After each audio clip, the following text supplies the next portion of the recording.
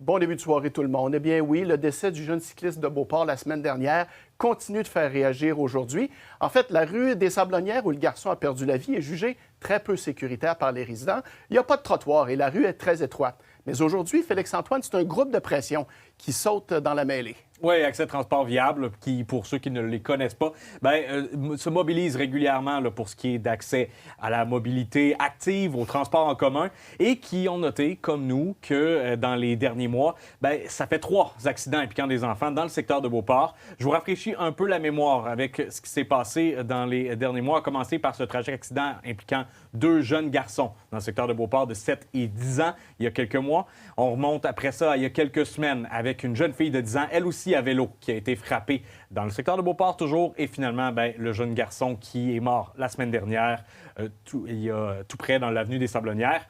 Et ce qu'il faut comprendre pour l'accès transport viable, c'est que ce n'est pas un problème spécifique à Beauport, mais c'est un problème d'aménagement dans les quartiers limitrophes comme Beauport. Il y a des enjeux particuliers dans les secteurs qui sont éloignés du centre, parce que c'est sûr qu'on a tendance à s'occuper toujours de sécuriser des rues dans la cité Limoilou, à Limoilou, dans le secteur de Montcalm, c'est super, on a des belles pistes cyclables, nous on le supporte, on est super content avec ça, mais il ne faut pas oublier les quartiers plus périphériques, où effectivement les gens ont plus le réflexe de se déplacer en voiture, mais on doit être capable d'offrir ces alternatives-là. C'est pas parce qu'on vit à Beauport qu'on n'a pas le droit de se déplacer en vélo, qu'on n'a pas le droit d'être sécurisé dans des déplacements piétons.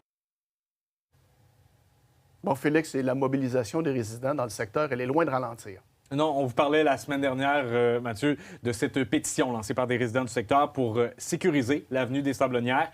Et au moment où on se parle, c'est plus de 5000 signatures qui ont été récoltées. J'ai pu parler aux résidents qui ont lancé cette pétition, qui eux-mêmes sont surpris de l'engouement autour de la pétition. En fait, l'engouement a été extrêmement au-dessus de nos attentes. Je pense qu'au départ, on s'attendait peut-être à avoir au niveau de notre petit quartier là, 500 signatures, mais quand on a passé le 1000, le 2000, le 3000, c'est là qu'on se rend compte que les gens, on n'est pas tout seul à avoir eu cette idée-là et surtout, on n'est pas tout seul aussi à avoir déjà fait des demandes. On se le fait beaucoup dire, comme Antoine a dit. Mais non, ça a été surprenant, mais en même temps, on dirait que ça ne surprend pas que les gens veulent que ce secteur-là soit sécurisé. Merci Félix, bonne soirée. Au plaisir.